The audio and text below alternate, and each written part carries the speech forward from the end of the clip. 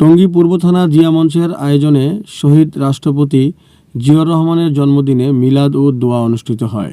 এতে প্রধান অতিথি হিসেবে উপস্থিত ছিলেন জিয়া মঞ্চ টঙ্গী পূর্ব থানা প্রতিষ্ঠাতা সভাপতি মোহাম্মদ সুমন, জিয়া মঞ্চ টঙ্গী পূর্ব থানা সাধারণ সম্পাদক শহীদুল আলম রিটন, আহ্বায়ক কামরুজ্জামান টুটুল। অনুষ্ঠান পরিচালনা করেন সালেহ আহমদ শাহিন, আহ্বায়ক মোহাম্মদ আলমগীর হোসেন, সদস্য সচিব মোহাম্মদ সোহাগ সহ অন্যান্য নেতাকর্মীরা। অনুষ্ঠানে উপস্থিত হয়ে নেতাকর্মীরা বক্তব্য রাখেন। আজকের এই অনুষ্ঠান শ্রদ্ধার সাথে স্মরণ করছি শহীদ রাষ্ট্রপতি জিয়াউর রহমানকে জন্মদিন পালন করছি এবং শ্রদ্ধার সাথে স্মরণ করছি।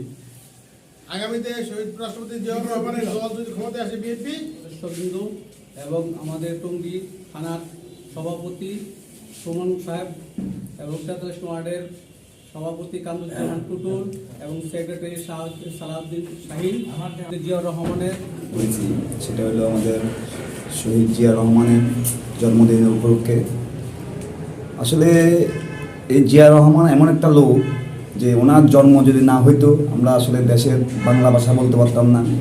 কেননা উনি দেশের যখন স্বাধীনতা ঘোষক ছিল তখন উনি যখন দেশের যে আমাদের স্বাধীনতার জন্য ঘোষণা দিয়েছিল, উনার জন্ম যদি না হইতো তাহলে ওনার ঘোষণা দেওয়ার মতো কোনো লোকই ছিল না, এরকম সাহস কেউ ছিল না। উনি একজন সাহসী যুগ। ইনশাআল্লাহ আমরা তারেক রহমানের আশায় অপেক্ষা আছি। দেশবাসী, আমরা সকল বিএনপি অঙ্গ সংগঠনের নেতাকর্মীরা সকলেই আমরা ওনার অপেক্ষায় আছি। উনি যখনই আসবে, আসার পরে দেশের হাল ধরবে, জনগণ ওনাকে চায়, তারেক রহমানকে চায়। জাতীয়তাবাদী জিন্দাবাদ, তারেক রহমান জিন্দাবাদ, খালেদা জিয়া জিন্দাবাদ, শহীদ রাষ্ট্রপতি জিন্দাবাদ। পরে জিয়া মঞ্চ পূর্ব থানার নেতা এবং ওয়ার্ড নেতারা অনুষ্ঠানটি মোনাজাতের মধ্যে দিয়ে শেষ করেন। এখানে কালকে মনের আশা আমি তো জানি না, সকলের মনের আশা তুমি ওগুলা মঞ্জুর করিয়া নিও।